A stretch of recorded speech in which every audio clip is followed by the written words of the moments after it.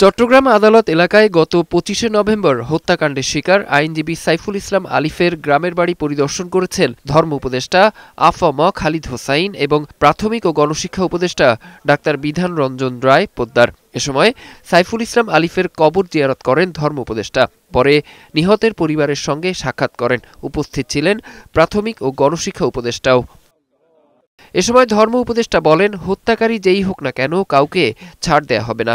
এই ঘটনাকে কেন্দ্র করে কোনো অপ্রীতিকর ঘটনা যেন না ঘটে সেজন্য সকলের প্রতি আহ্বান জানান। ব্যক্তি হোক, সংগঠন হোক, তদন্ত চলছে এবং ফুটেজ আছে, ভিডিও ফুটেজ আছে। ফুটেজের মাধ্যমে আমাদের চৌকস তদন্ত দল এবং intelligence agencies, law enforcing agencies তারা কাজ করে যাচ্ছেন।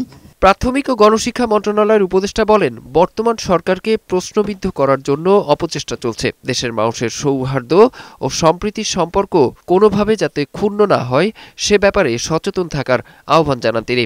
এই বিষয়টার একটা সুষ্ঠু তদন্ত হয়ে সুষ্ঠু বিচার হবে এবং উপযুক্ত শাস্তি পাবে, এ বিষয়ে সবাই নিশ্চিত থাকতে পারেন।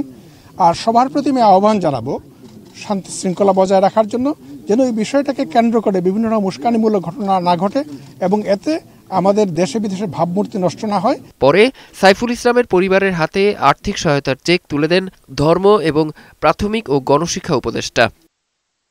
ডেস্ক রিপোর্ট, বৈশাখী সংবাদ।